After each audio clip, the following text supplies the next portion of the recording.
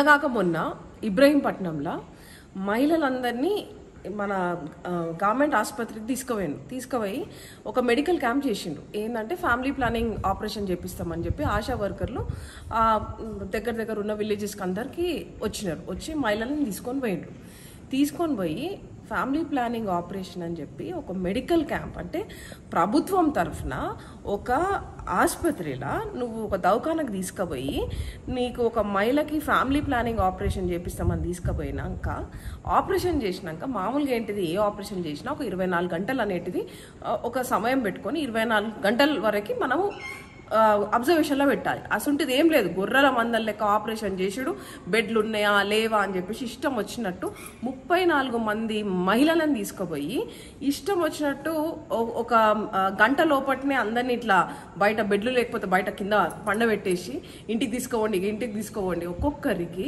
ఆ 34 మంది మహిళలల్లా 4 అదే రోజు అలా పెయ్యి బాలేక అవస్థ పడుతుంటే ఇట్లనే ఉంటుందిలే, వాంతులు అయితే ఇవి కామన్ లే, పంపించేయండి ఇంటికి అని చెప్పేసి ఇంట్లోకి పంపిస్తే ఒక్కొక్కరు అదే రోజు రాత్రి పిట్టలు పోయినట్టు 4 మంది చనిపోయిండ్రు. అంటే ఇది ప్రభుత్వం నిర్లక్ష్యం కాదా? ఇవాళ మేము కాంగ్రెస్ తరఫు నుంచి ఆ కుటుంబాలను పోయి కలిస్తే ఎంత బాధాకరమైన విషయం అంటే ఒక్కొక్క మహిళ 26 సంవత్సరాలు 25 సంవత్సరాలు ఇంట్లో చిన్న పిల్లలు, ఆడపిల్లలు, పాలిచ్చే చిన్న 9 ఏళ్ళ పిల్లలు, 9 నెలల పిల్లలు ఉన్నారు. అసుంటి అంటే వాళ్ళని చూస్తుంటే చాలా మనసు తలుకుమన్నది. అక్కడ ఉన్న స్థానిక ఎమ్మెల్యే ఇన్ని రోజులు అవుతున్నది, ఇంతమంది బాధపడుతుంటే స్థానిక ఎమ్మెల్యే ఇప్పటి వరకు ఆయనకి టైం దొరకలే వచ్చి స్థానికంగా ఇంతమంది చనిపోయినరు, వాళ్ళ పిల్లలు ఎట్లున్నారు, వాళ్ళ కుటుంబం ఎట్లుందో చూడనీకే రాలేదు. అంటే ఎంతగానో భూదందాలు చేసుకుంటావయ్యా నువ్వు, భూదందాలు మళ్ళీ భూ కబ్జాలు, దీనికైనా టైం సరిపోతుంది. అక్కడ చూస్తే ముఖ్యమంత్రి ఆయన ఫామ్ హౌస్ ఉండడానికే సరిపోతున్నది. ఒక్కసారన్నా వచ్చి చూసినారా? మన హెల్త్ మినిస్టర్ హరీష్ రావు గారు ఏం చేస్తున్నారు? స్థానికంగా వచ్చి చూసినారా? పక్కనే ఆ ఇబ్రహీంపట్నం నియోజకవర్గం పక్కనే ఉన్న ఆడ మనిషి ఉన్నది కదా మన సబితా ఇంద్రారెడ్డి గారు. అరే కొంచెమన్నా హ్యూమానిటీ యాంగిల్ ఉందా అసలు మీకు? ఆ మనుషులకి ఇంత ఘోరంగా బాధపడుతున్నారు. పిల్లలు పాలిచ్చి తల్లులు చనిపోయిందన్న ఇది కూడా లేదు. ఒక మహిళగా నువ్వు వచ్చి ఇంటికి వచ్చి పరామర్శించినావా? పిల్లలు ఎట్లున్నారో చూసినావా? ఆ తల్లి లేని పిల్లల గోస చూసినారా? ఇదా మీ ప్రభుత్వం? నేను కేసీఆర్ని సూటిగా ఒక మాట అడుగుతున్నాను. నీ నిర్లక్ష్యం వల్లనే ఇంతమంది మహిళలు చనిపోయినారు. నీ అసమర్థత పాలన వల్లనే ఎవరైతే చనిపోయినారో ఇది కేవలం నీ హత్యనే. నువ్వు నిజంగా ఒక తల్లి పాలు తాగి నువ్వు పెరిగిన మొగోనివైతే ఆ ఇంటికి రా, బాధితుల ఇంటికి చూసి ఆ పిల్లల గోస చూడు, ఆ మొగుడు ఎంత గోసపడుతుండ్రు, తల్లిదండ్రులు ఎంత గోసపడుతుండ్రు ఒక్కసారి చూసి వాళ్ళ కాళ్ళ మీద క్షమాపణ కోరి ఇది నా వల్లనే అయ్యింది అని ఒక రెస్పాన్సిబిలిటీ తీసుకొని ఏమనుకుంటున్నారు మీరు? అంటే ఒక 5 లక్షలు ఇచ్చేసి ఒక డబుల్ బెడ్రూమ్ ఇల్లు ఇచ్చేస్తే అయిపోతుందా? అంటే నువ్వు మాత్రము పన్ను నొప్పి వచ్చినా లేకపోతే కన్ను నొప్పి వచ్చినా మాత్రము దవాఖానా ఢిల్లీ దాకా ఉరుకుతావు.